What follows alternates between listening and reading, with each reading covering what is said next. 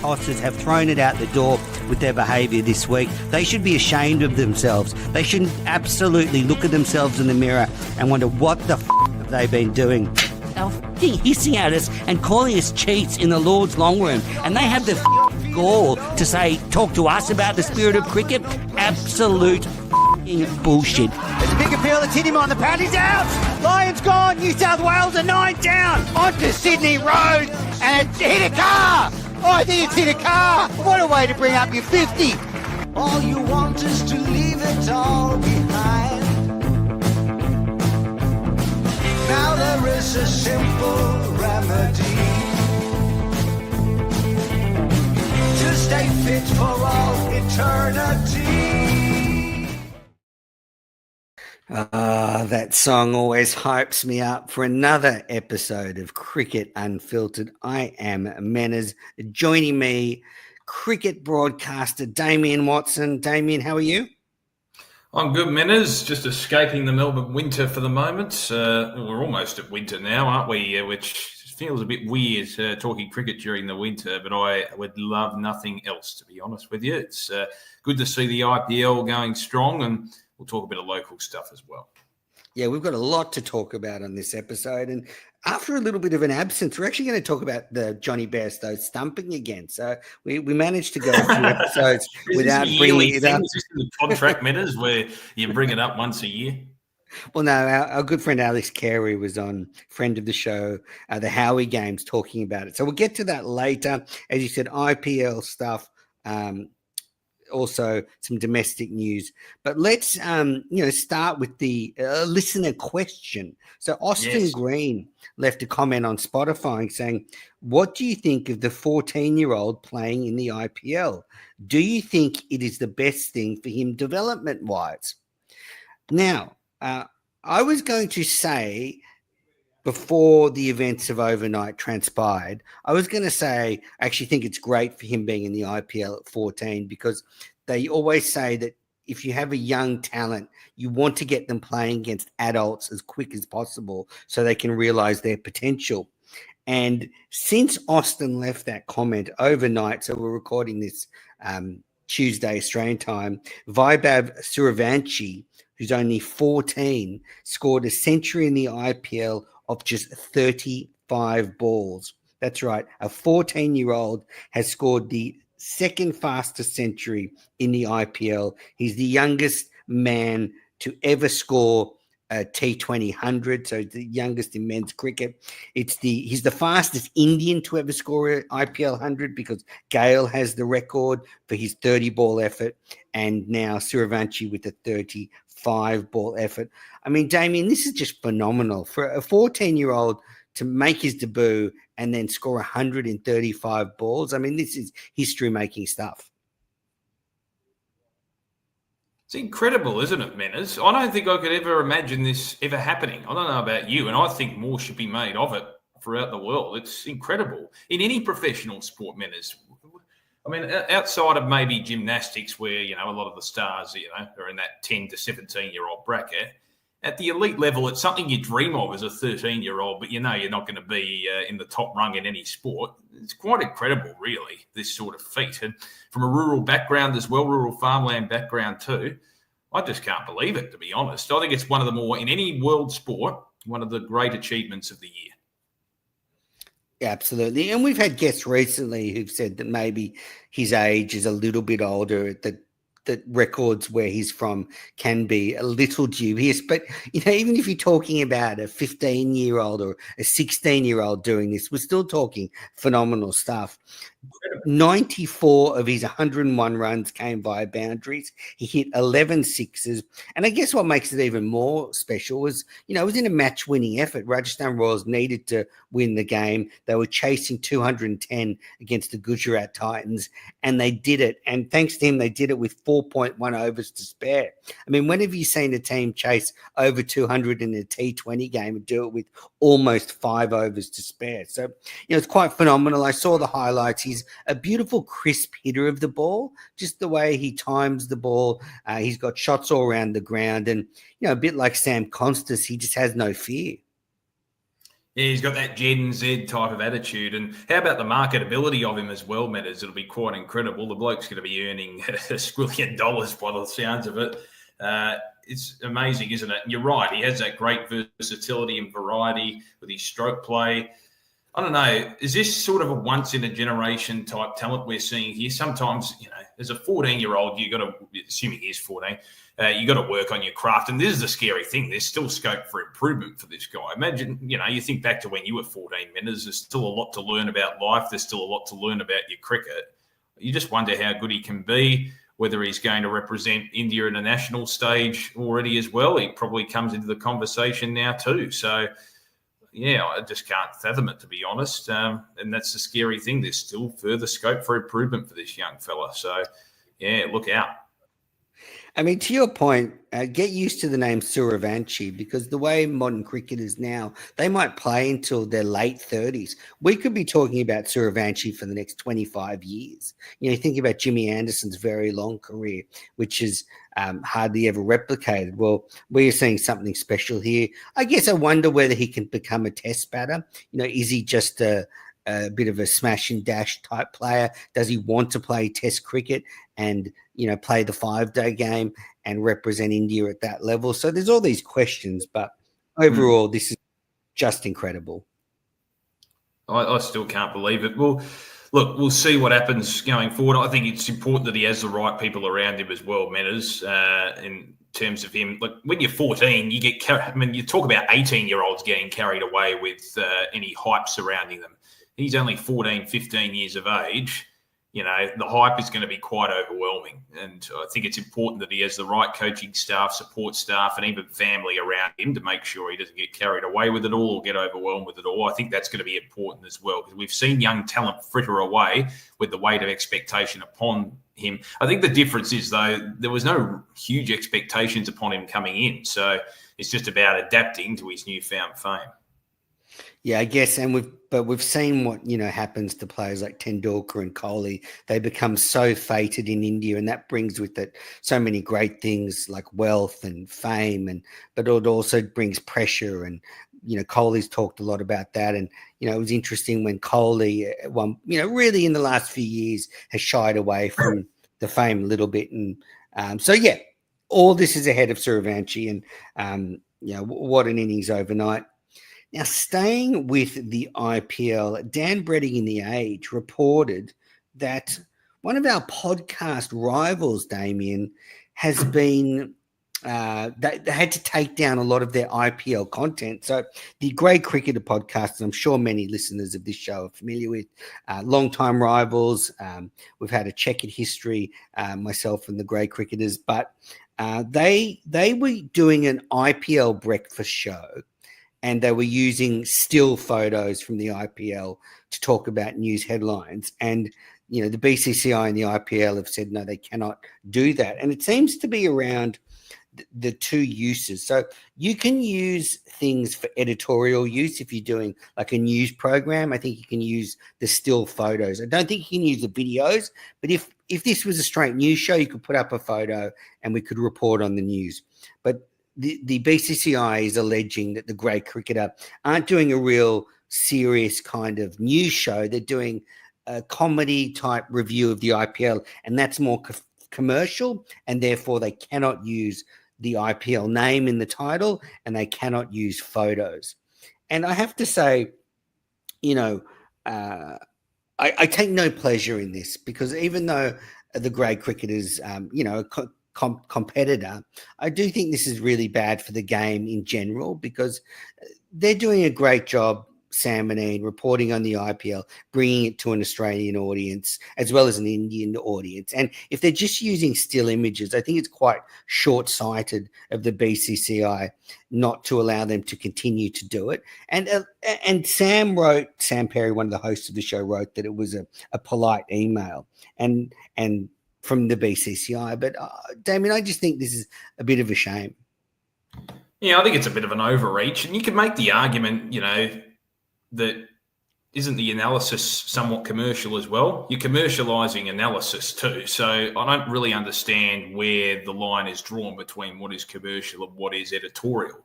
I mean, what does it matter? You can commercialize analysis. You can commercialize an editorial element to any podcast or any type of media. So I don't really understand how they draw the line.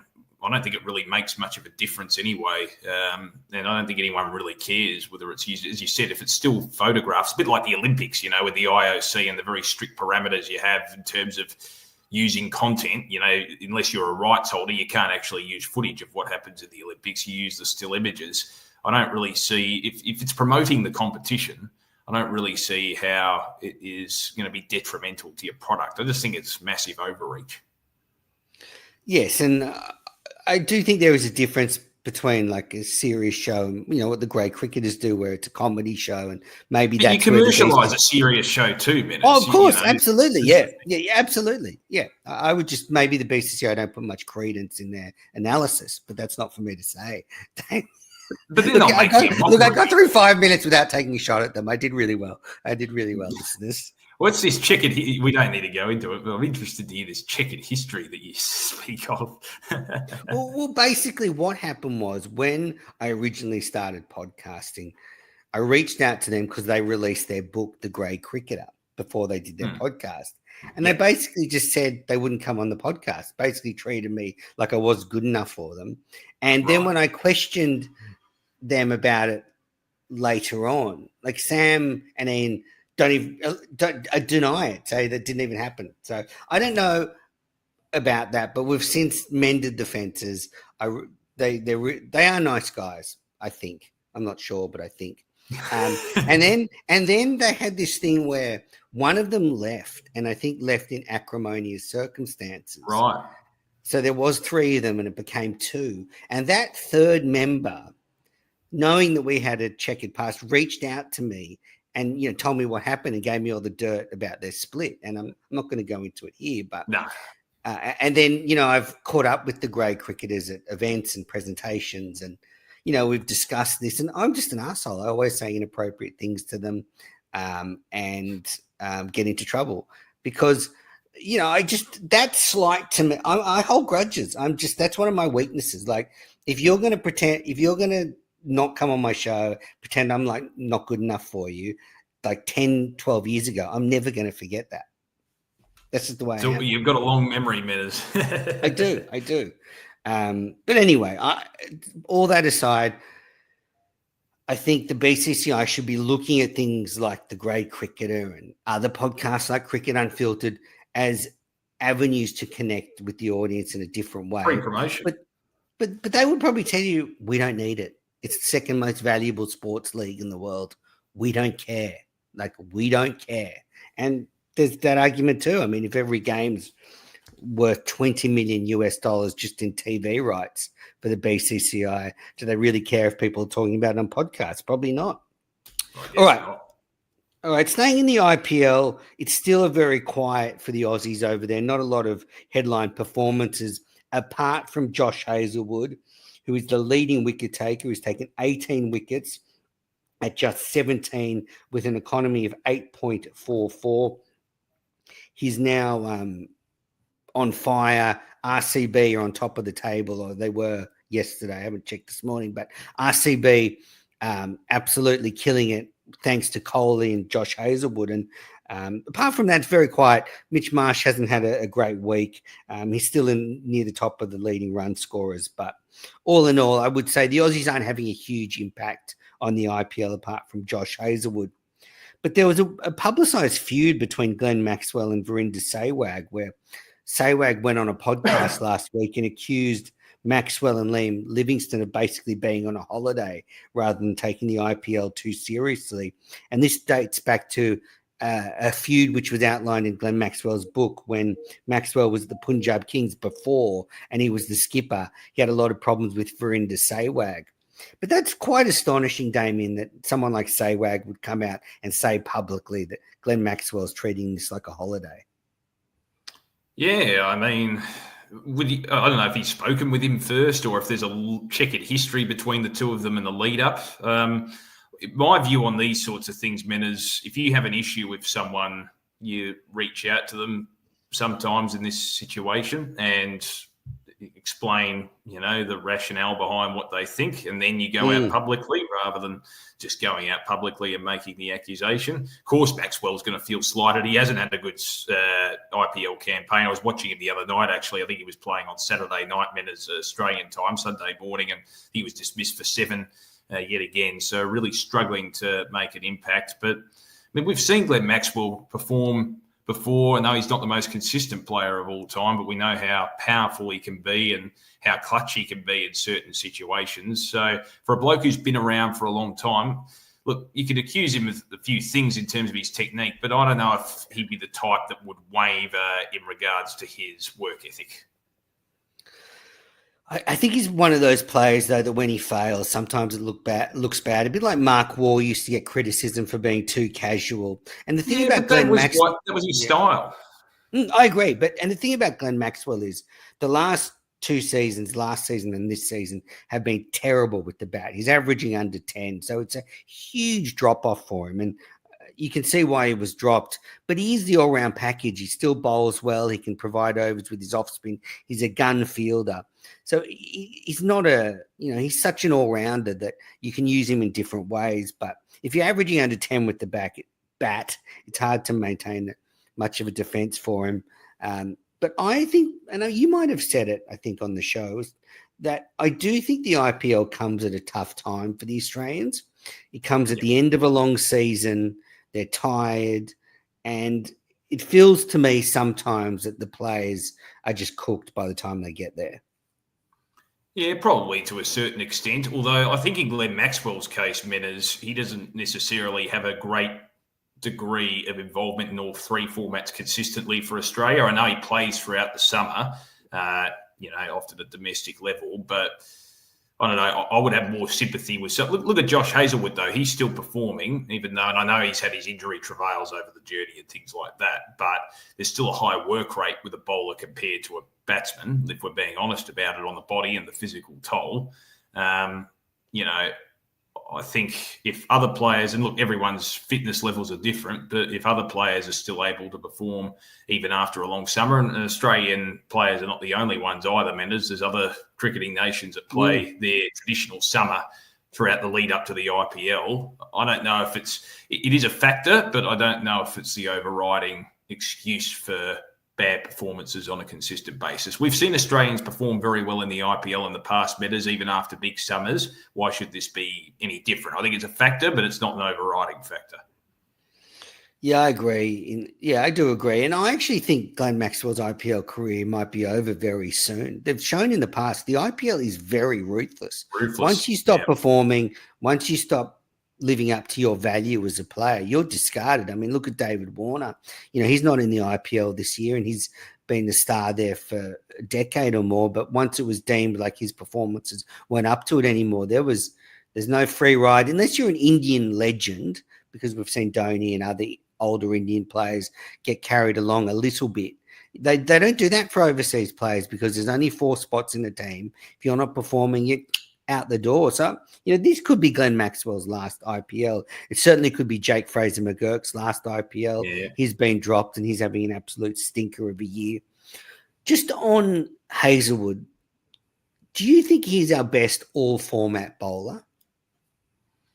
It's a good question. I still think you look at Cummins and you look at Stark and the way they left in crucial situations. That to me, and I'm not saying Hazlewood doesn't, but we've seen over the journey that Stark and also Pat Cummins have lifted. And Cummins has got that extra element of having to be a captain as well and other things on his mind. I would take that into consideration when it comes to, what a player has to do, how they perform under pressure as well. Because we've seen, in clutch moments, those 2 are the ones that stand out. But, you could make a case with Hazlewood, but I don't know. I just think under pressure, Stark and Cummins stand out to me more, but that's just me. That's interesting. I mean, I've always had a soft spot for Hazlewood, friend of the show, blue bagger as well, like Stark and Cummins. I guess they're all blue baggers. Yeah. But so look, I do think he's our best all-format bowler, and when I look at it, I think Stark is clearly at his best the best white ball bowler in Australia. But I don't think Hazelwood is far behind, and we've seen that at T20 and 50 over level. I think Cummins is slightly better than Hazelwood at test level, but not as good as Hazelwood at white ball level on both T20 and ODI cricket. So I'd have Hazelwood, if you were averaging it out as being our best all format bowler, but maybe Stark and Cummins on their day can be better in their particular fields. I don't know. If you had a crucial situation where the chips are down, who would you turn to out of the three? That's a different question, I suppose, but who would you go to? Hazelwood. Okay. I'd go with Cummins. Yeah. I mean, I was going to say Cummins is not far behind, but you make a case for all three, couldn't you? Exactly, exactly. And it depends what format as well. But yeah, we probably take it for granted, don't we? Yeah, Hazelwood's so good. He's been injury ravaged, but you look, his record across all formats is. Let's just bring it up. Well, I've got it. I'll go through his averages across all formats. It's actually, I think, underrated. 279 Test wickets at 24.57, 138 ODI wickets at 27.26, and then 67 international T20 wickets at 22. So that's an impressive record. I think Cummins' Test average is slightly lower, and Mitchell Stark's at white ball level is slightly lower, but across all three formats, he's just a banker. Just a banker. All right. So that's all the news from the IPL. Let's take our first break, and probably our only break, and we'll be back to discuss the horrendous death threat revelations that came out last week. You are listening to the Cricket Unfiltered podcast. I'm Menners. I'm with Damien Watson. And Damien, last week, Alex Carey appeared on the Howie Games podcast, Mark Howard's podcast, friend of the show. And he revealed in that during the 2023 Ashes, that a handwritten note, and he wouldn't actually specify what the threats were, but you can say they were definitely around death or physical harm.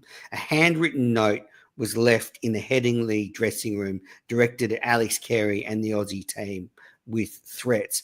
This is absolutely incredible, Damien. The fact that note can get into the dressing room of an international team, it's a disgrace. And it's another way in which England were a disgrace during that series.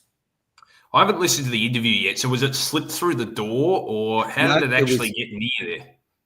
Well, we don't know how it got in. That's the thing. It was left in the dressing room for the Australian team.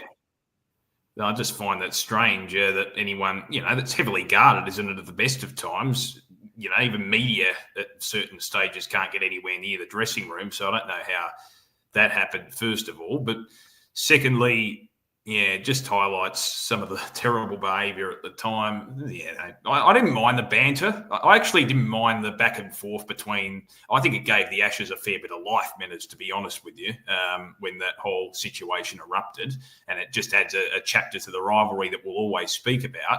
But when you threaten players with physical harm, and we saw the behaviour of some of those drongos in the long room, where they were verbally being abusive to the players, that's where you draw the line, right? So it's interesting, that it's come to fruition or come to knowledge now, public knowledge now. I'm a bit surprised that it wasn't. I suppose they wanted to try and temper down all the hype and everything like that, but I'm surprised this wasn't revealed earlier or even revealed at the time, because there was a lot of talk about the behaviour of some of the English fans out there. Maybe if this had come to light earlier, would it have tempered things out a bit amongst English fans, and they would have settled down a little bit?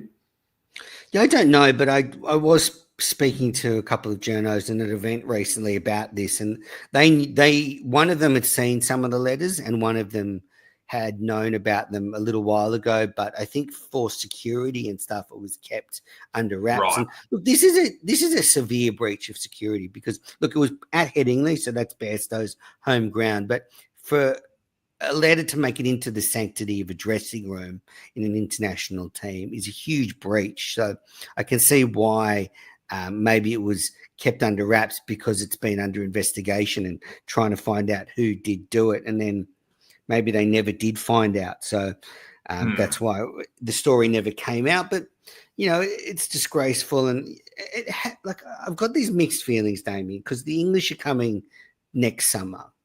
And part of me wants to say we should make, within reason, we should make this tour hell for them. Like we shouldn't do anything like bad. We shouldn't do anything bad. I'm not saying cross boundaries, but we shouldn't give these guys a break, and especially Stokes and McCullum, who took this farcical moral high ground that they all of a sudden could determine what was within the spirit of cricket or not. So I've had two conflicting notions. One is around, do we just, as an Australian public, like we did when Broad came out here in 2013, do we just torment these English players? But I almost don't want to stoop to the level that we saw in England in 2023. And then, so there's that. So what do you think about that? Yeah, it's an interesting one. I think you've got license to boo and make it an interesting atmosphere. But as you said, you wouldn't cross the line and go towards like personal abuse, threats, personal abuse. Yeah, but I think going you can to make their families. Exactly right. You're right. It's a bit of a dichotomy, isn't it? You want to create a bit of hell for them without crossing the line. So I think we'll see a bit of that, though. We'll see a bit of booing. I think it's just part of it, isn't it? So having said that, Menners, I mean, how water does go under the bridge, doesn't it? And it's been over, by the time we get to the Ashes at the end of the year, it's over 2 years. Not your view, you don't think? No. I'm probably never gonna forgive them for what they did, and that's why I'm conflicted. What about the general public, though, Menners? They're worse. They were worse. Singing Rolf Harris songs, what they did in the Lord's Long Room. No, I mean, do you think the Australian public have forgotten about it? Because they're the ones who are going to create the atmosphere. I know we've got the Barmy Army there, but they're the ones. It's our job to remind them, Damien. It's our job to bring it up all the time. I don't think they'll bring up Sandpaper Gate and things like that. That's what makes it a good atmosphere, though. I think those verbal jibes between the two warring parties. Yeah. So there's that, and then there's the other thing. I had this argument with the journo at this event. I would be just as happy if we absolutely demolished England 5-0 next summer. Stokes and McCullum lose their jobs. Like I would be very happy if next summer is an absolute train wreck for England and they get embarrassed like they do every time they come here. But conflicting that's not great for cricket. Like when we see a close Ashes, that really does light up not just cricket in Australia and England, but around the world. It becomes like the showpiece, event. Maybe I'm in a bubble. So, I love that. And we see that when Australia goes to England. So I'm I guess I can't lose next summer. Like if we beat England and Stokes and McCullum lose their jobs and get embarrassed, that's satisfying. And if it's a close series, cricket wins. The only losing situation, Menners, is if England win in a canter, like we saw in 2010, 2011. That was, you look back at that summer and sort of groan, don't you? So that's probably the only situation where Australians can lose. But yeah, I'm with you. I do want a close series, though. I think you're right. That's the only way you're going to get a breakthrough. Look, it breaks through the sporting chasm anyway, doesn't it? It becomes the talk of the town, the talk of any town in Australia when the National Series is on. But yeah, you do want that competitive series. And that was what was lacking, wasn't it, in the 1990s, whenever they used to come out here. It was over bloody halfway through the series. And we've seen it a couple of times even in the last decade. So, I think things define the series too. 2013-14 was very one-sided, as we know. It was a bit of a whitewash, but it was a memorable one. People in Australia talk about that one series with great fondness, don't they? Because of the way Australia played, the ferocity, the intimidation. Whereas 2017-18, for instance, I don't think as many people talk about that. 21-22, not as many people talk about that, although that was COVID affected. So I think it's the way you play your cricket as well that comes into it.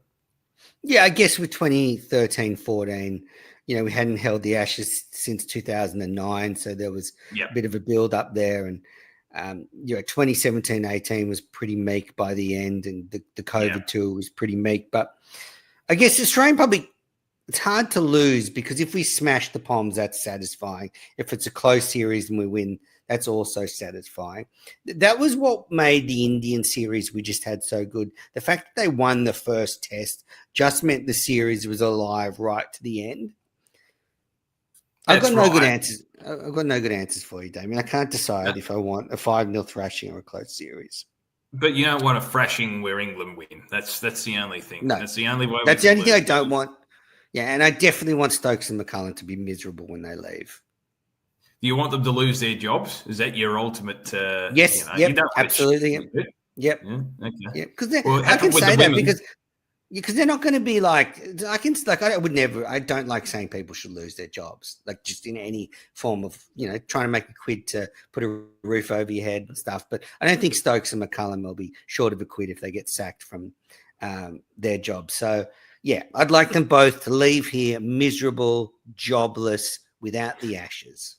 So I think I'm actually going. I think actually throughout this discussion, I've come to I want the Australian public to absolutely give them the hairdryer for the whole tour, and I want it to be an embarrassing 5-0 thrashing. I don't mind if there's a bit of drama, Menders, because that's what makes cricket, doesn't it? There's going to be drama. Trust me, there's going to be drama. Yeah, I know. I'm looking forward to it. I can't believe it or not, Menders, when we're getting closer. It's only 7 months away. Yeah, but the difference between the Poms and us is the Poms are spineless. They don't fight. Like when we go to England, it's rare Australia just gives up like they do. Like they come here, they lose the first couple of games and they go, stuff it. Let's just go to the beach, have a good time. Better than being at home in winter. And they're pathetic. So who knows what we'll get from them this summer. Like, as I said, if they lose the first couple of test matches, well, it's good night. Like I don't think we'll see that fight that we saw for them in 2023. The only time they've ever really come back in modern times, I could be wrong here, correct me if I'm wrong, Menders, was it in 05 when they got smashed in the first test? I'm just trying to think of any other time where the tone was set in the other side's hands early and then it turned around. I don't think it's really happened that way for England where they've been dominated early and managed to fight back. No, especially not in Australia. Yeah, exactly right. All right, mate. Some of the worst tourists that come here, just generally. Oh, I like them. They create a bit of, they have a chance. Not the Barmy Army, just the team. Oh, okay, yeah. The Indian team moans a bit as well. How about all that stuff with the training and all that? Blocked off from the media and just they had their shenanigans. I've made a pledge to go into the Barmy Army because a friend of this show is the trumpeter of the Barmy Army, Simon Finch. Some of you might know him. He's a big fan of the show. We message a lot. I know it's a dichotomy. I give the Poms a lot of shit, but so I've said to him, I'm going to go down to the Barmy Army and say hello during the Ashes. So this podcast could come to an untimely end with my demise next summer. What are you going to wear, Menders? Will you be wearing your Australian paraphernalia when you go in there? I don't know, but if you just see a little guy like get thrown from the Barmy Army onto the field, you'll know it's me. All right, speaking of pommies and pommies with dumb ideas, so Michael Vaughan on his Club Prairie Fire podcast, we're talking a lot of podcasts today, he outlined his idea for the new World Test Championship. And remember, this is all because England are whinging because they didn't make the final. I see a two-tier, 2 leagues. I would say 7 in the first tier, 7 in the second. I'd add a couple more to the Test playing nations and just play equal amount of games over, whether it's a 2-year, whether it's a 3-year period. So we can actually find out who is the best team in the world because you've played the same amount of games in that period. What I would do is I'd make every series a 3-match series. And then when you play an Ashes or England play India or Australia play India, it's a 5-match series, but it's only the first 3 that count to the league. And then the last 2 are just historic. It's just because it's always happened. And obviously it makes a huge amount of money for the game. So that was Michael Vaughan. And I don't mind some of what he said. And I do like Vaughan. I think he has sensible opinions on the game. But there was some dumb takes there. I think it's very simplistic in the world we are at the moment, Damien, to expect that we'll ever get Test nations playing an equal amount of games. And I don't even think that determines who's the best team. Do you agree? No, because it sometimes depends on the other elements you got to put into account is who they're playing against and the quality they're up against as well. And where they're playing. Correct. Yeah. So there's so many variables. I don't think you can get, I don't know, unless you draw it down to an absolute exact science, I don't think you can really get absolute fairness, can you, out of the fixture? No. And it's silly of Vaughan to be suggesting this so we know what the best team. He's just whinging because England didn't make the final. And got news for you, Vaughan.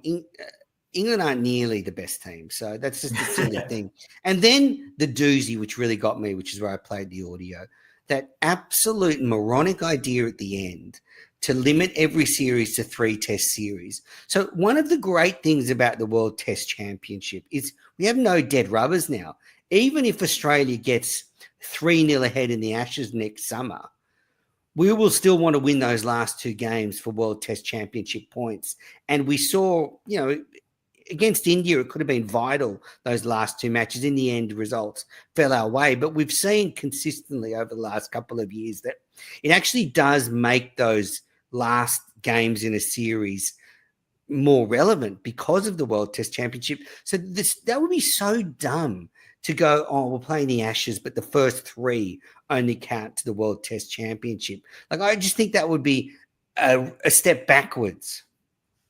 It actually renders it meaningless, doesn't it? Isn't that the whole reason we have the World Test Championship in place, Menners, to give a bit of reasoning and life to those 5 test match series anyway? I mean, if you're going to schedule it, you put it there for a reason. So, I don't really understand what he's on about because if we remove eligibility for the World Test Championship, those last 2 test matches, they really do become dead rubbers. So I don't really understand why you could remove that eligibility.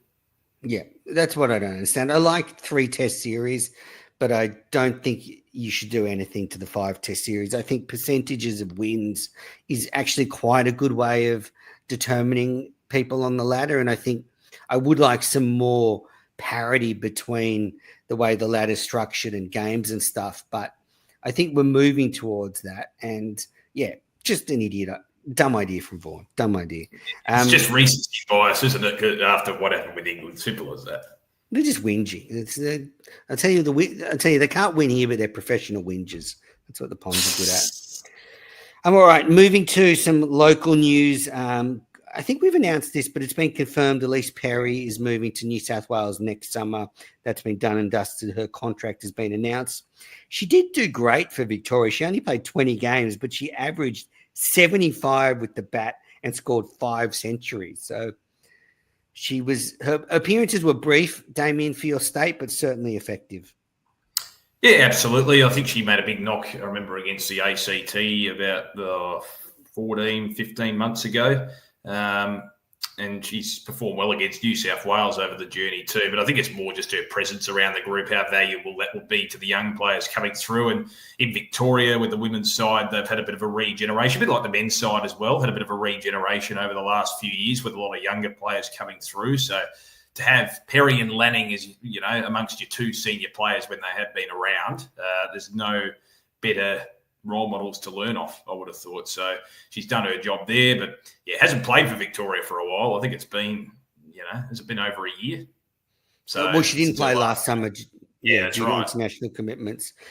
Great to have her back in New South Wales. Obviously been on this podcast a few times and huge admirer of her. So great she's back in the premier cricket state in the country. I think it's a good thing, though, romantically, isn't it, for her to come back to New South Wales? It did seem a bit weird when I know she came. She was with her partner at the time, who was a Melbourne Rebels player, and that's the reason why she came down here. But she seems intrinsically linked to New South Wales, doesn't she? That's where she got her start. That's where she made a name for herself originally. I think it's quite kind of a fitting thing. That's right. She can finish her career where she started it. David Warner has signed for Major League Cricket. He's going to play for the Seattle Orcas in Major League Cricket, and I cannot wait for MLC. In a way, MLC is actually even better to watch than the IPL in terms of time difference for Australia, because night games start in the morning here when you get up, so you can watch them live. But David Warner playing for the Seattle Orcas, so that will be good. Are you a Major League Cricket fan, Damien? I don't mind the MLC, but again, it just doesn't have the build-up or the same hype surrounding it and publicity surrounding it. That's the thing. But he's been around, isn't he, David Warner? He's in Pakistan and just travelling around the world playing in domestic cricket leagues. Do you reckon players in general prefer this time of their careers when you look back on it? I mean, I know there's no greater honour than playing for your country, but just for pure enjoyment, you don't get as much scrutiny playing for a domestic franchise. In most cases, maybe the IPL is the one exception, because you go around to different franchises all across the world. You travel around a bit. If you like travel, it'd be the most fun period of your career as opposed to playing for your nation. I don't know. That's just what I think, because he doesn't have the pressure anymore. Yeah, so I've spoken to a few, cricketers about this, and the consistent theme seems to be, one of the great things about this phase of your career is basically you move out of that system where you're sort of told where you have to be for the Australian team, and you can actually start to determine your own schedule. Where do I want to play this year? I'd love to play in America. Not I have to play there or I have to play in this tournament. So I think a lot of cricketers, turn from being, and although it's still a team sport, they become a bit like a golfer or a tennis player where they can play the events they want to. So, I'm pretty sure it's like becoming a freelancer rather than a full-time employee. Really, isn't it? Yeah, and I'm pretty sure when they get the hundreds of thousands of dollars for playing cricket into their bank account, they're pretty happy with their situation. So, looking forward to Major League Cricket. I mean, it's on the up. You've got Cricket Victoria linked to the San Francisco Unicorns. You've got New Zealand Cricket have just gone in on a franchise. You've got Cricket New South Wales with the Washington Freedom. So it's certainly a growing league. Final cricket headline, and I've done, this is a Victorian headline just for my co-host Damien Watson. Fergus O'Neill, who was spoken about, is returning home from his county cricket stint. And because he hasn't played international cricket, I think he's only eligible to play county cricket for short stints. But he comes back as the leading wicket taker in county cricket. His team at the top of the table, and he's taken 21 wickets in his 4 games, including a career best 5 for 19.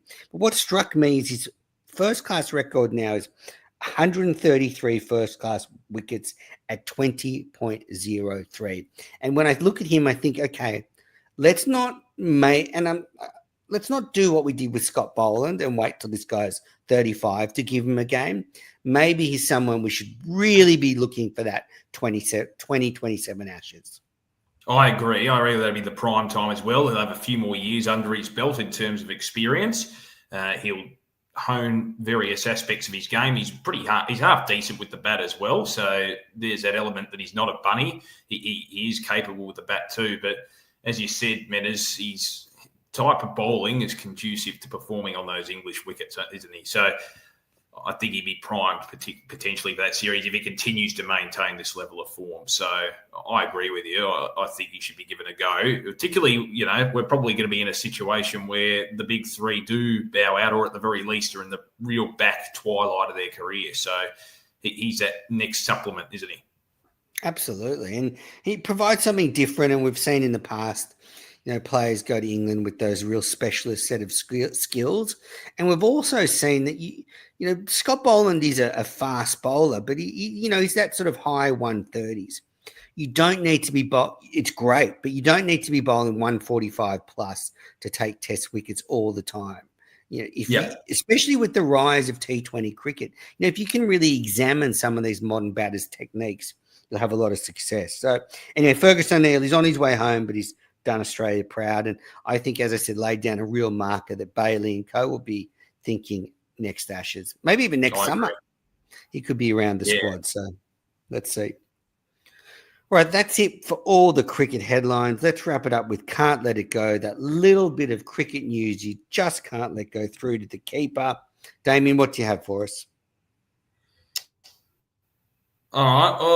Well, it has been generally a quiet week overall. But, I mean, one thing that I wanted to touch on was Zimbabwe's recent collapse, Menners. So I know Zimbabwe have had a bit of a rough trot when it comes to cricket in general. So they've been playing in a test match against Bangladesh recently, the second test of their series. Zimbabwe lost 7 for 40 at the end of day one just recently after making a strong start. And well done to Tajul Islam, who claimed 5 for 60, put Bangladesh in control. So Bangladesh v Zimbabwe, I've been following that to a degree. And that's his 16th fifer in test cricket as well. So a player that probably doesn't get the plaudits in international cricket, but has been playing very superbly in recent times. So been having a look at that, Bangladesh versus Zimbabwe. And it's interesting, isn't it, how, Zimbabwe used to be probably rungs above Bangladesh. It's turned around, hasn't it? Yeah, absolutely. I've been following that too. I've got a new girlfriend from Zimbabwe, so they're my new second cricket team. So I was glad they won the first test. Congratulations. Thank you. I only date people from cricket playing nations now. That's how I filter them. So Americans are off the market, are they? Well, they've actually got a pretty successful national team. So anyway, look. True. Anyway, I'm following Bangladesh v Zimbabwe too for different reasons. Well, my can't let it go is I was listening to the Grandstand Cricket podcast with Corbin and Ed, and you might remember a few weeks ago I opined my problem with watching the IPL just through the KO minis. It feels very hollow. Well, Ed Cowan basically, I don't know if you'd listened to the podcast, but basically said what I said, that he feels the same, that cricket is a game of rhythm. And you need to see the dot balls before the six to make the six enjoyable. So it just kind of was kind of reassuring that I'm not the only person that finds it frustrating, that one of the things about cricket I love is the rhythm. So yeah. I've been trying to watch the games on replay and when they're live, and I'm really enjoying it. But minis in the IPL just don't quite grab me in the same way. You can understand why they do it though, Menners, because people don't have time these days to watch long periods and long stints of cricket. It's just people are busy. So I can understand why they do that. They do that with the footy codes as well. And I think it's a good idea. That's just my view. No, I think they're a great idea and they're really, really popular. But it just made me realize one of the things I love about the cricket is the rhythm. Yeah, I agree. And years and years of watching it, you sort of tune into six balls and then you sort of tune away. I just find the intensity of minis a bit much. Anyway, that is it for this episode of Cricket Unfiltered, a cracking episode. Thanks for everybody who reached out since the last episode. Remember, if you can rate and review the podcast on your favorite app, that would be much appreciated. If you've got any questions for next week, send them in. And we've got some new branding coming. There'll be a new logo and all sorts of stuff. So look out for that. Merchandise is coming. Maybe we'll have to do some anti-POM t-shirts for the next summer. So get your graphic designer onto it. Absolutely. Damien, where can the listeners catch up with you this week? At Damo_what's on Twitter. I do various things on SEN. I did the English Premier League on the weekend, Menners. I don't know if you follow that all that much, but Liverpool, of course, claiming the title on the weekend. So congratulations to them. We often see the Barmy Army Liverpool shirts being worn there in the crowd. So I'm sure they're pretty happy. And they actually got to celebrate it properly this week. The last title, their only title they've won up until this point since 1990 was during COVID. So good on the Reds, even though I don't like them. So you were commentating the play-by-play? No, just hosting the coverage overnight. Great. Yeah. Fantastic. Well, keep an eye out for Damien on SEN. I've got a good week, actually. On Friday night, I'm emceeing, and so actually some of you might be there listening. I'm emceeing the New South Wales Premier Cricket Awards. So I'm doing that with Mary Kay. So it's actually the final cricket event of the season. We'll be seeing who are the best at Premier cricket level. So maybe I'll, meet a few future stars. Our own Suravanshi I'll meet on Friday night. Fantastic. Have they got any guests of honour or anything like that that's going to make an appearance? So I haven't got the run sheet yet, but and it's confidential. I can't reveal those details. But if you're at the New South Wales Premier Cricket Awards, come and say hello. They're getting streamed?